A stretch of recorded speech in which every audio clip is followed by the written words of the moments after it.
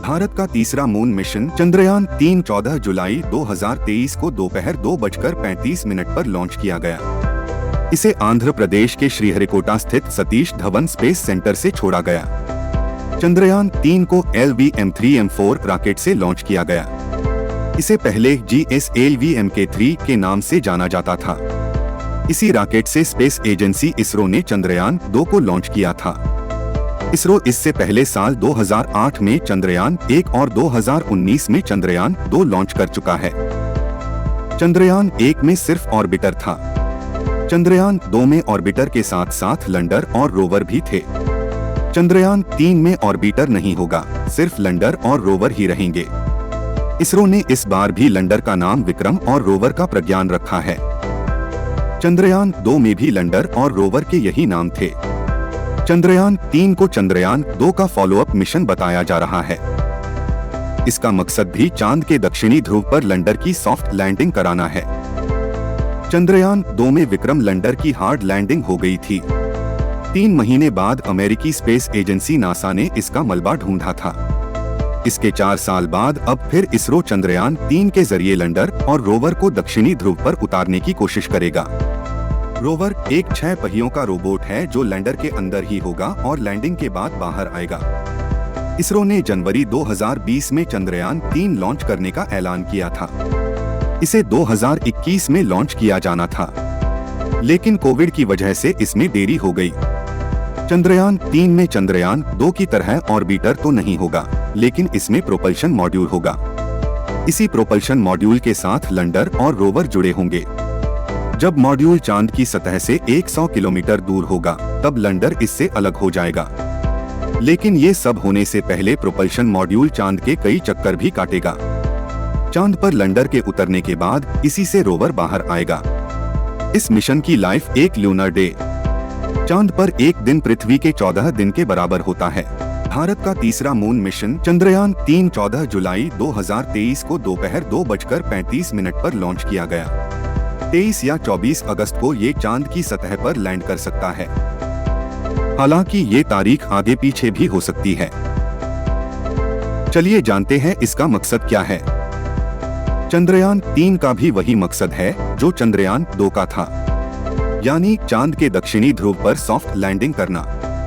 इसरो के इस तीसरे मून मिशन करीब 615 करोड़ रुपए बताई जा रही है। इसरो के मुताबिक चंद्रयान 3 के 3 मकसद हैं। पहला, विक्रम लैंडर की चांद की सतह पर सुरक्षित और सॉफ्ट लैंडिंग करना। दूसरा, प्रज्ञान रोवर को चांद की सतह पर चलाकर दिखाना। और तीसरा, वैज्ञानिक परीक्षण करना। अगर चंद्रयान 3 का लैंडर चांद की सतह पर सॉफ्ट लैंड कर जाता है तो ऐसा करने वाला भारत चौथा देश होगा। इससे पहले अमेरिका, रूस और चीन चांद की सतह पर लैंडर उतार चुके हैं। हालांकि दक्षिणी ध्रुव पर लैंडर उतारने वाला भारत पहला देश होगा।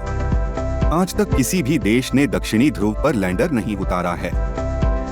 भारत से पहले चीन ने ऐसा करने की कोशिश की थी। चीन का चांद्रयान 4 यान दक्षिणी ध्रुव से कुछ दूरी पर उतरा था। दक्षिणी ध्रुव को आखिर क्यों चुना गया? जिस तरह से पृथ्वी का दक्षिणी ध्रुव सबसे ठंडा है, उसी तरह का चांद का भी है। चांद के दक्षिणी ध्रुव पर अगर कोई अंतरिक्ष यात्री खड़ा होगा तो उसे सूर्य क्षितिज की रेखा पर नजर आएगा। वो चांद की सतह से लगता हुआ और चमकता नजर आएगा। इस इलाके का ज्यादातर हिस्सा छाया में ही रहता है, क्योंकि सूर्य की किरणें दक्षिणी ध्रुव पर तिरछी पड़ती हैं। इस कारण यहाँ तापमान कम होता है। अनुमान के मुताबिक चंद्रमा के दक्षिणी ध्रुव पर तापमान 100 डिग्री से भी नीचे चला जाता है। पहले चंद्रयान 2 और अब चंद्रयान 3 के जरिए इसरो चांद के दक्षिणी ध्रुव तक पहुँचने की कोशिश कर रहा है। ये चांद की वो जगह है जहां अब तक कोई भी पहुंच नहीं सका है।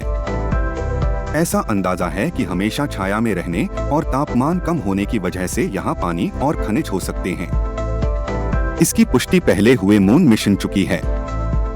अगर चंद्रयान 3 के जरिए दक्षिणी ध्रुव पर पानी और खनिज की मौजूदगी का पता चलता है तो ये अंतरिक्ष विज्ञान के लिए बड़ी कामयाबी होगी। यही वजह है कि अमेरिका की स्पेस एजेंसी नासा भी दक्षिणी ध्रुव पर जाने की तैयारी कर रही है। अगले साल नासा इस हिस्से पर अंतरिक्ष यात्रियों को उतारेगा। अप्रैल 2019 में नासा की एक रिपोर्ट आई थी इस रिपोर्ट में कहा गया था कि चांद के इस अनदेखे हिस्से पर पानी होने की संभावनाओं के कारण ही यहाँ अंतरिक्ष यात्री भेजे जाएंगे। नासा के मुताबिक चांद पर लंबे समय तक रिसर्च करने के लिए पानी बहुत जरूरी संसाधन है। नासा की रिपोर्ट में कहा गया था कि ऑर्बिटरों से परीक्षणों के आधार पर कहा जा सकता है कि चांद के दक्षिणी ध्रुव पर बर्फ है और यहाँ दूसरे प्राकृतिक संसाधन भी हो सकते हैं। फिर भी इस हिस्से के बारे में बहुत सी जानकारियां जुटाना बाकी हैं। जानने की कोशिश करते हैं कि जानकारी का पता कैसे चलेगा। इसके लिए लैंडर और रोवर होंगे। लैंडर के साथ 3 और रोवर के साथ 2 पेलोड होंगे। पेलोड को हम आसान भाषा में मशीन भी कह सकते हैं। रोवर भले ही लैंडर से बाहर आ जाएगा, लेकिन ये दोनों आपस में कनेक्ट होंगे। रोवर को जो भी जानकारी मिलेगी वो लैंडर को भेजेगा और वो इसरो तक। लैंडर और रोवर के पेलोड चांद की सतह का अध्ययन करेंगे।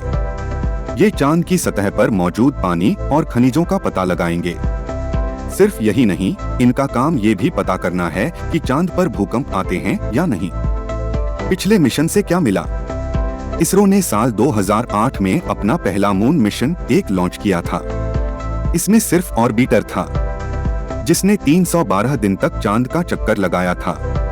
चंद्रयान 1 दुनिया का पहला मून मिशन चांद में पानी की मौजूदगी के सबूत दिए थे। इसके बाद 2019 में चंद्रयान 2 लॉन्च किया गया। इसमें ऑर्बिटर के साथ लैंडर और रोवर भी भेजे गए। हालांकि ये मिशन न तो पूरी तरह सफल हुआ था न और नहीं फेल। चांद की सतह पर लैंड करने से पहले ही विक्रम लैंडर टकरा गया था और इसकी क्रैश लैंडिंग हुई थी।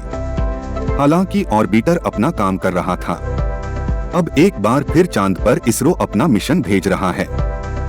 चंद्रयान 2 की गलतियों से सबक लेते हुए चंद्रयान 3 में कई अहम बदलाव किए गए हैं। अगर चंद्रयान 3 पूरी तरह कामयाब हो जाता है तो अंतरिक्ष विज्ञान में भारत एक नया रिकॉर्ड बना देगा। अमेरिका जून 1966 से जनवरी 1968 तक चांद पर 7 बार रोबोटिक मिशन भेजे।